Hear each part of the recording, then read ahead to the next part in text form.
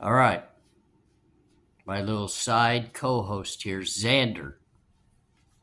We've analyzed and we've thought about everything that we saw May 2nd, 2024, in the Latah County Courthouse, where Bryan Kohberger is fighting for his life in a quadruple homicide case. Death penalty eligible, capital case, where Ann Taylor finally put her foot down and let everybody know the path that's going to be walked moving forward. And it's an important conversation, ladies and gentlemen. And we're not talking about whether the alibi is good enough in regards to driving around or visiting and frequenting different trails, looking at the stars. That all sounds nice, and it's a great start to where I feel like it may lead. But we're not going to go there yet because that's not what May 2nd really threw out there for everybody to grasp onto and digest. There's far more that's important to speak about, and I don't think that Xander and I are going to be able to accomplish it all in one video because it's more important than that. We're talking evidence that's possibly not going to make it to trial. We're talking about some squashed evidence. And Taylor definitely let everybody know that she's going to fight some of that evidence. And just to make that clear, for all those out there that have found him guilty on all these different things that are not known to be true or factual, do you really believe all that evidence that you're hearing or manufacturing in your mind is even going to be admissible? Even admissible to be spoken within the courtroom for a jury to hear? I don't think so, ladies and gentlemen. So we're going to go over different types of evidence. But on another note, it's also extremely important that we go over the types of witnesses and those who may testify and those who definitely will not testify in the court. And that's also part of the evidence, ladies and gentlemen. And we're going to get to all that. We're going to get to that. I'm ARHayes. Lucid Convict's Thoughts.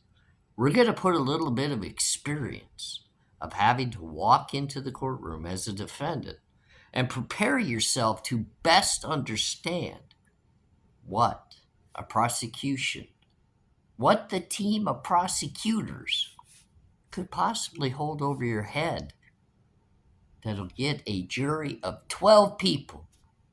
12 people that have to hear every word said and dissect it all to even see if it makes sense or not. They hold all that over a defendant's head, and that defendant needs to sit down with his attorneys to try to pick away at the very evidence that should never have been allowed in to begin with.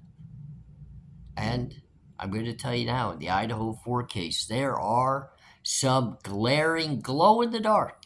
They're flashing in the dark evidence. It's not going to make it to trial, ladies and gentlemen. Heck, at the end of the day, just kind of like we're watching Ann Taylor right now pick apart that PCA. Because remember, it was Bill Thompson, lead prosecutor of Latah County, that spoke to the masses and told everybody to spread that truth of that PCA far wide. Because that's what was going to be the nail in the coffin for Bryan Kohberger. Yet here we sit into the May of 2024 when this crime was committed, November 13th, 2022. We've had a suspect, Bryan Kohberger, sitting in a jail cell. Since the end of December of 2022. We're talking about A year and a half this man has been incarcerated. And some of the most important evidence that was spoken clearly upon in that holy grail of a PCA isn't even in the prosecution's hands. Will it ever be? Yes, I know Judge signed that subpoena to get the very evidence that Ann Taylor wants from the FBI. Sadly, that means nothing, ladies and gentlemen. I know some would squirrel and say now they have to hand it over. They have to. No, they don't. Haven't we heard it enough so far in this very case that it just doesn't exist? Are people starting to maybe realize some of this so-called evidence used in the PCA just doesn't exist? Or even if it does, it doesn't align with the narrative of the story that the prosecution very much so wants to lay out for a jury. Because remember something, ladies and gentlemen, and I do have to say this because it's real and it's true. The prosecutors, Bill Thompson and his little clones, are not the ones that go out and actually do the investigation or the gathering of evidence. They're not in charge of any of that. It is furnished to them for them to only do what their job is. They don't do interviews. They don't collect forensic data. They don't do any of that. They take that very evidence is furnished to them through the different investigative streams, put together a narrative. Once they've decided on said narrative, they step before all of us, all of our eyes and our ears. But more importantly, they step before that little box that holds 12 jurors. They're going to make the final decision on someone's innocence or guilt. So what does the prosecution do? They tell stories. They get up there and they want to create a themed story that captivates you so much that you listen. And their weight of words is what spins the value of your thoughts. They're going to actually project the important evidence as they go. You've got different various types of evidence. You got many different types of evidence, but it's legitimately broken down into very simplistic categories. You've got real evidence. I think we all would understand what real evidence is, but we're going in a moment to start breaking down that very evidence that we think we know within the Idaho 4 because, remember, Ann Taylor made the very direct statement that the motions for suppression are just around the corner. I know many are hung up on these hearings coming up in regards to the IGG and other information, and they're also still going back and forth over the alibi. That's all great. But just wait till the motions for suppression and the hearings on those begin to take place, because that's going to define the actual story that's going to be able to be told when and if this case hits a trial within the courts. The defense is going to have a story to tell as well. But they do in all fairness, need some of that real evidence, which is category 1. 2 is documentary evidence. This is going to be stemmed from documents, interviews, various things that are documented for them, both the prosecution and the defense, to be able to decipher what's being said and what's real and true that's not considered to be real evidence. You've got demonstrative and you've got testimonial evidence. And we're going to go through a lot of this because they all matter. But the main keys, and let's get into, because many are debating what could possibly be the real evidence of the Idaho 4. The sheath being left at the crime scene. If that's factual and true, that sheath would be considered real evidence because it's a solid piece of evidence that possibly came from outside the home. Real evidence was also include the fingerprints, the DNA, the various different, well, remember there were 2 unknown male DNAs found at the crime scene. That would be considered real evidence.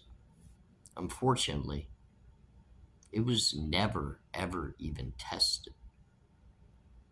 So when you get into the real evidence, you're going to talk about the forensic science, the blood splatters, the blood pooling, the things found like the latent footprint, the tire impressions from the vehicle outside.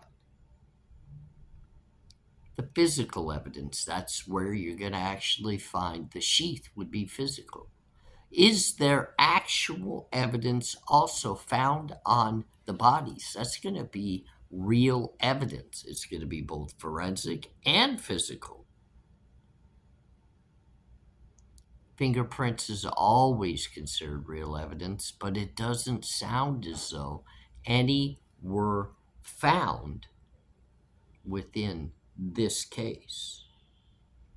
DNA, any form of DNA.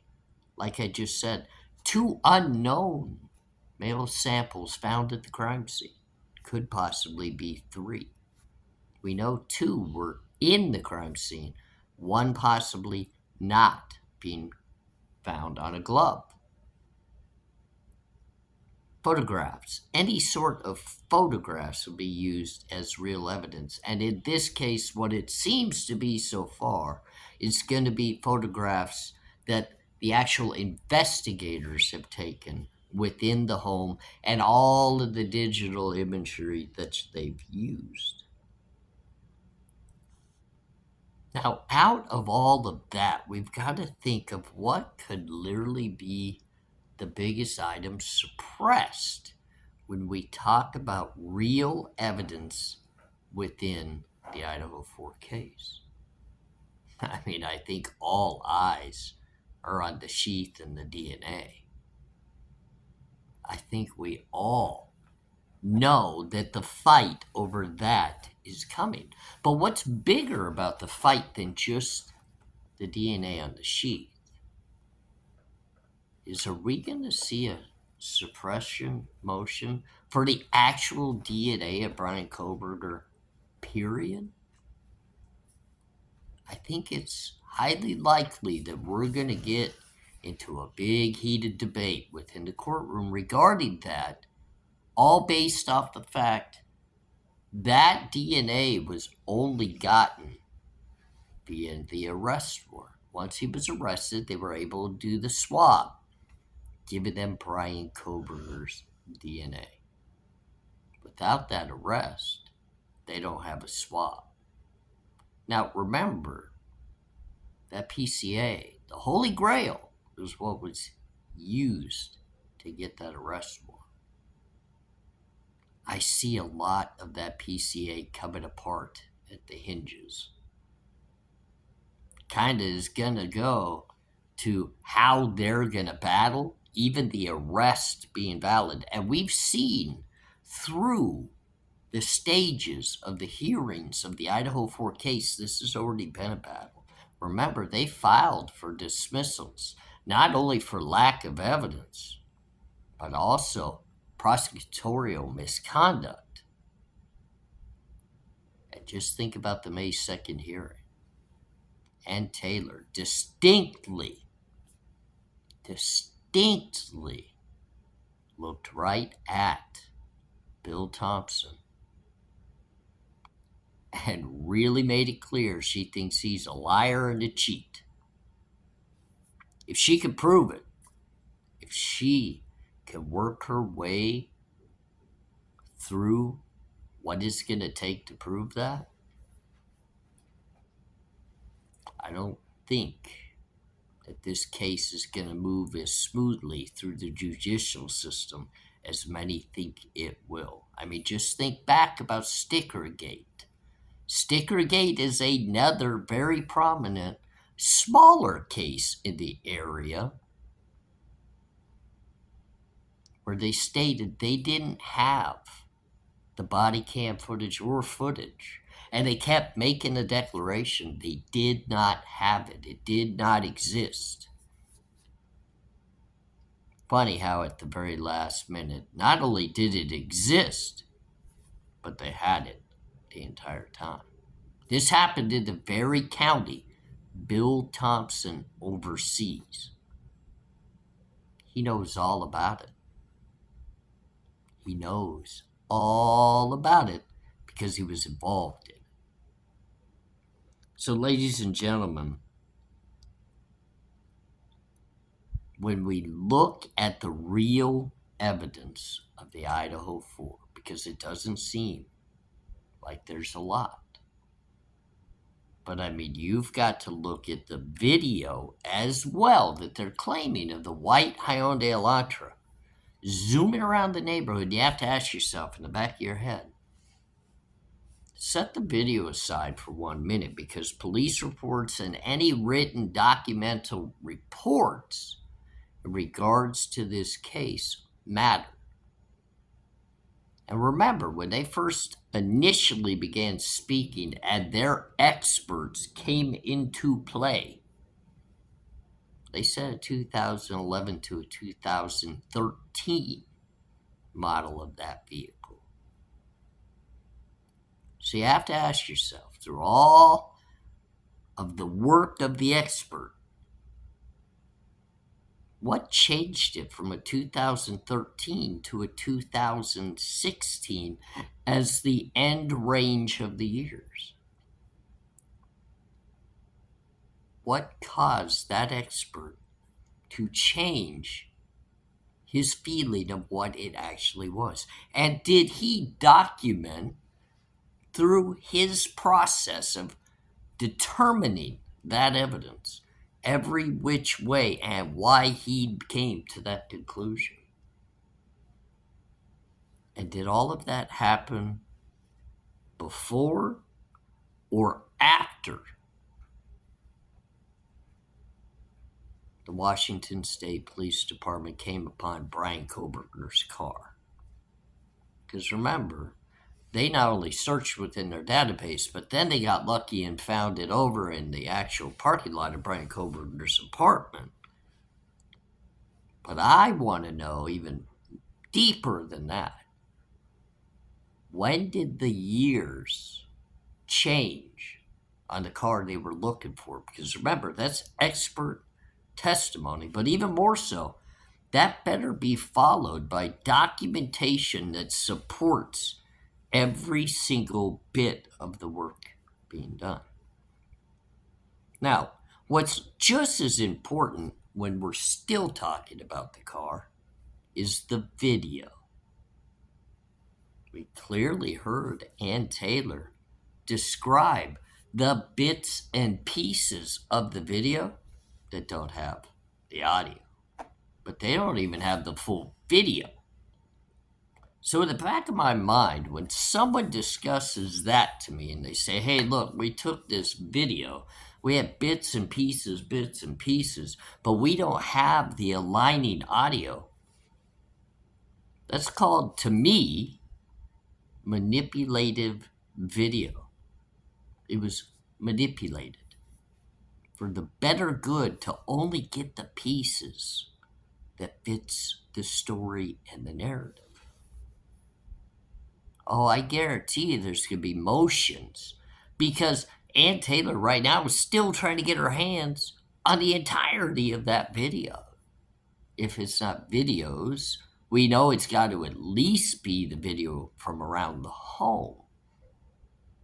And if they can't get that in whole, because it's already been torn apart and manipulated, and now they can't get it to line back up, there will be a motion to suppress all that video.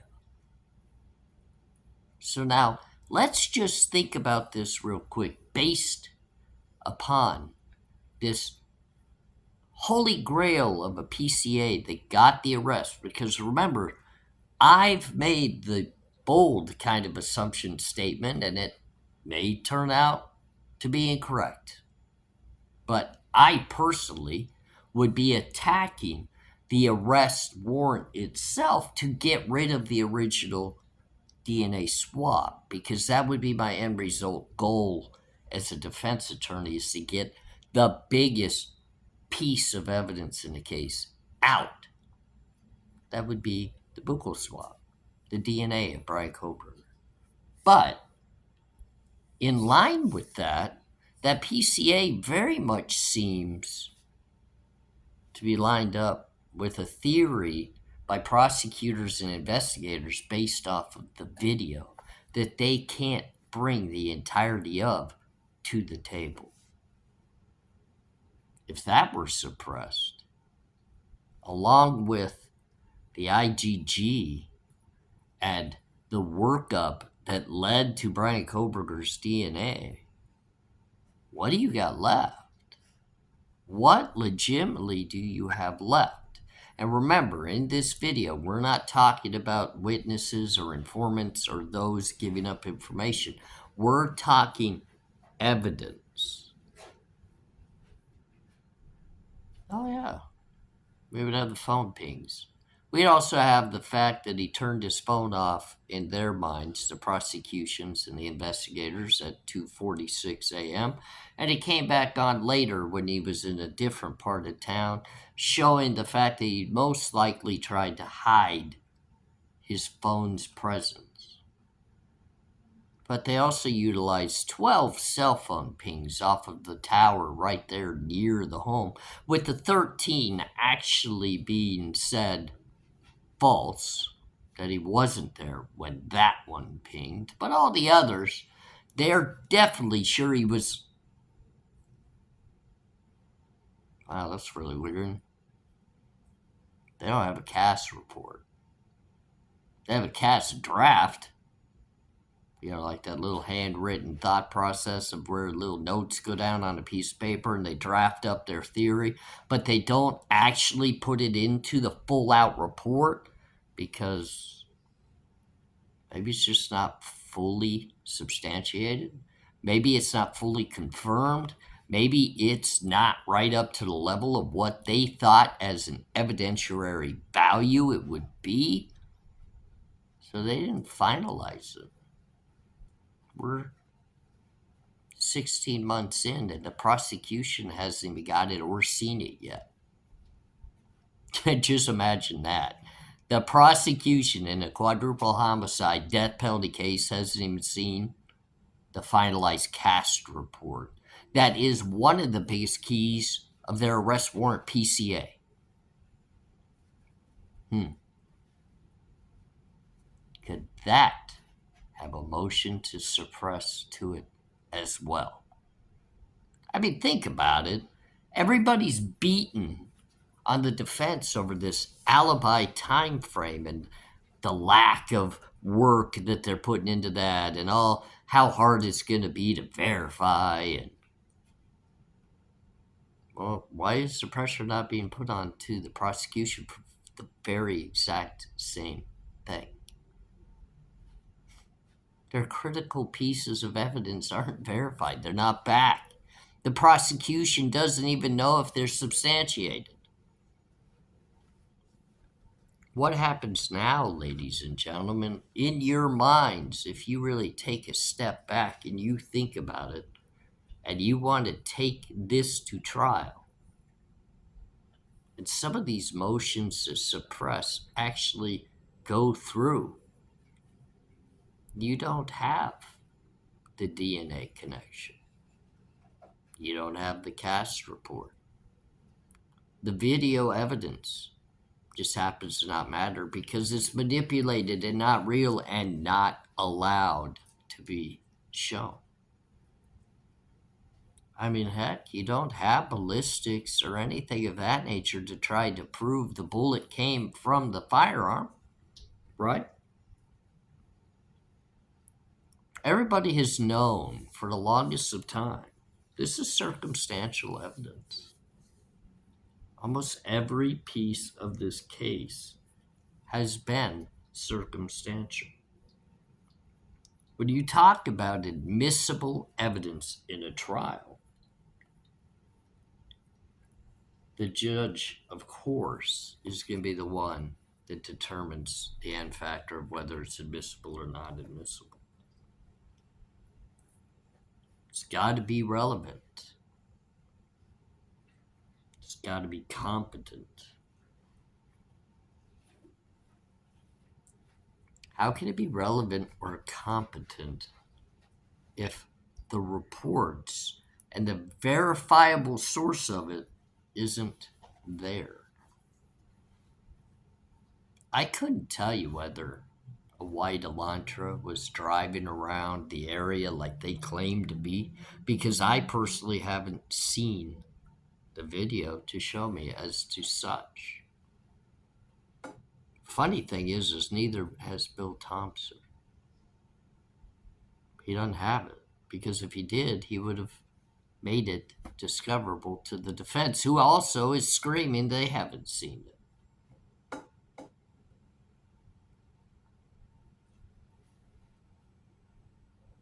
So what would we have left after motions to suppress? Because we know there's going to be many. There's going to be many motions to suppress. I mean, Ann Taylor made it quite clear.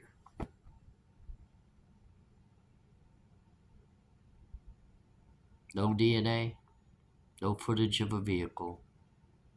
Do we really need an alibi at that time? Isn't it the burden of the proof for the prosecution to prove Bryan Kohberger not only was driving in the area, not only maybe touched the sheath, but wouldn't he have to prove he actually committed the crime? And how do you do that when we're sitting a year and a half after the fact and you, Bill Thompson, you haven't even seen the evidence yourself? But man, you know, it's always a great thing when a prosecutor just tells everybody to trust them, and then they give the actual families of the victims the full out, we've got this, no issues whatsoever. This is going to be a smooth sailing case. Don't worry, we've got a conviction locked up.